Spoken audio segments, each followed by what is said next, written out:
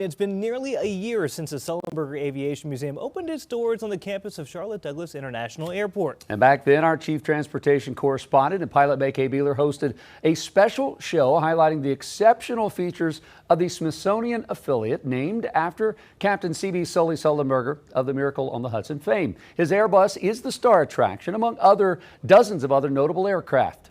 And now a brand new exhibit is just days away from its grand opening. May K. Beeler, somehow she convinced our producers to let her go to her favorite place in Charlotte.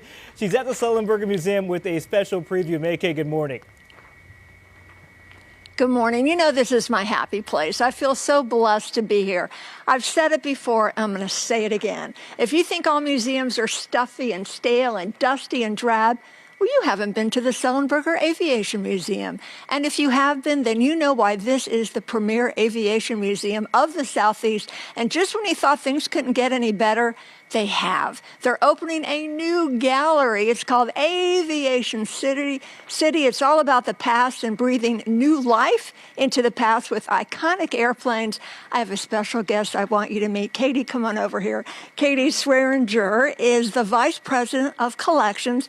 And behind us here is the iconic DC-3 44 Victor. Welcome, Katie, and tell me about this airplane. Yeah, absolutely. Well, first, we're just so excited to debut Aviation City this Saturday, so we can't wait for everyone to come out. But really, the DC-3 is our iconic piece, and it's all about learning about the past, but then talking about, where have we been, but where are we going? And there's no better piece to do that with than the DC-3. So this is an aircraft that was used during World War II to carry cargo and troops, and then it got new purpose after the war and really built the aviation airline industry, the commercial industry that we know today. Yes, and Piedmont Airlines was the longest running airline to use the DC-3 as a passenger plane, as an air transport. They had 24 of them.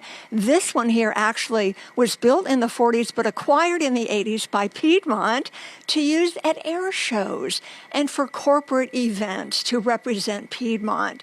So the significance of the DC-3, I see it's the centerpiece here of the museum or of the new exhibit. Tell us what else we can find here.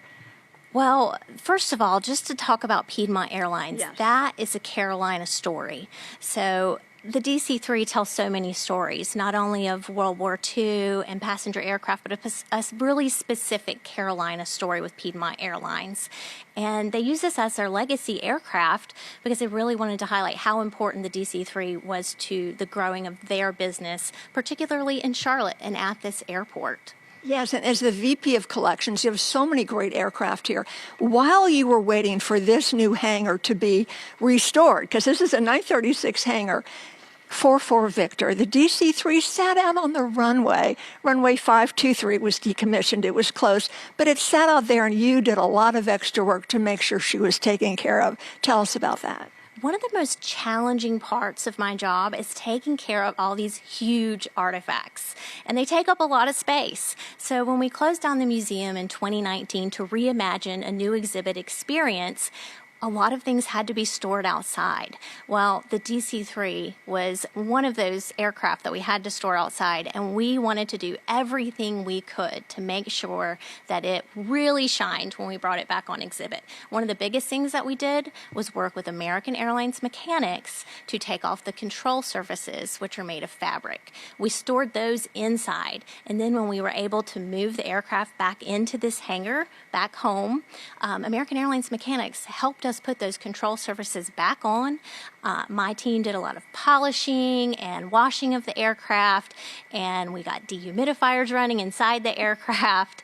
So it was just a whole process to make sure that we could really bring this plane back to life. And it was so much work, and there's so many great aircraft here. And just part of the main gallery where we have the Miracle on the Hudson, and we have an airplane that did a cameo in the movie Top Gun.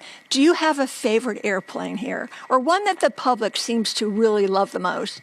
Well, the Miracle on the Hudson, Yeah. Everybody loves that story, of course. But for me, honestly, the Piedmont Airlines DC-3 is really special to me. I actually got married under this aircraft, so it's just such a representation of over 100 100 years of aviation history. So it's just a really special piece. It's so wonderful. And in my journalism career, I was lucky enough to be able to interview Tom Davis, the father of Piedmont Airlines, and I actually flew in 4-4 Victor. So we both have a special story. Not as special as you getting married. That's pretty cool. An invitation for folks to come out. What would you like them to know? Oh my gosh, well this Saturday, first of all, if you're not a member of the museum, you need to go ahead and get your membership now, and you'll get early access at 9 a.m. So that's the biggest thing. We'll have all types of people that are featured in this exhibit out on Saturday. So come out, meet those folks, experience this exhibit, get in the flight sims, use the augmented reality, see all the iconic aircraft. We cannot wait to host you this Saturday.